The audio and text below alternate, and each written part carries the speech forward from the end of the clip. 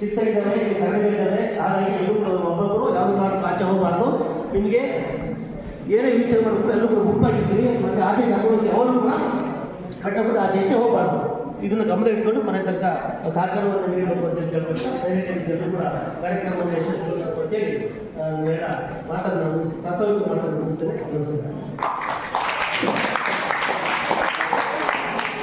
ಕಾರ್ಯಕ್ರಮ ಕುರಿತು ಒಂದು ಪಕ್ಷಿ ನೋಟವನ್ನು ಕೊಟ್ಟಂತಹ ಶ್ರೀಯುತ ಚಿನ್ನನಹಳ್ಳಿ ಸ್ವಾಮಿ ಕಾರ್ಯದರ್ಶಿಗಳು, ಭಾರತ ಜ್ಞಾನ ವಿಜ್ಞಾನ ಸಮಿತಿ ಹಾಸನ ಜಿಲ್ಲೆ, ಇವರಿಗೆ ಧನ್ಯವಾದಗಳು. ಪ್ರಾರ್ಥಿಸುವ ಮುನ್ನ ನಂಬು, ಪ್ರಾರ್ಥಿಸುವ ಮುನ್ನ ನಂಬು, ಮಾತನಾಡುವ ಮುನ್ನ ಆಲಿಸು, ಖರ್ಚು ಮಾಡುವ ಮುನ್ನ ಸಂಪಾದಿಸು, ಅಸಾಧ್ಯವೆಂದು ಹಿಂದೆ ಸರಿಯುವ ಮುನ್ನ ಪ್ರಯತ್ನಿಸು.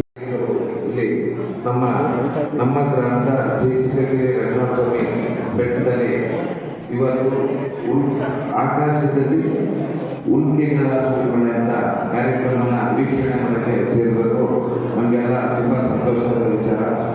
ಈ ಮೊನ್ನೆಯಿಂದ ನಮ್ಮ ಮಂಜೇಶ್ವರ ಅವರು ಈ ಕಾರ್ಯಕ್ರಮ ಇಲ್ಲಿ ಲಾಸ್ಟ್ ಇಯರ್ ಕಳೆದ 3 ವರ್ಷದಿಂದ ಕಾರ್ಯಕ್ರಮನ ಮಂಜೇಶ್ವರ ಅವರ ನೇತೃತ್ವದಲ್ಲಿ ನಡೆಸಿಕೊಟ್ಟಿದ್ದು.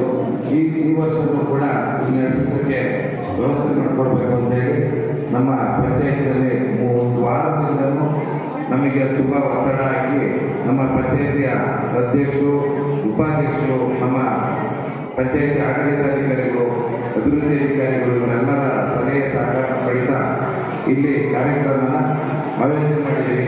ಇದರಲ್ಲಿ ಯಾವುದೇ ಸಣ್ಣ ಪುಟ್ಟ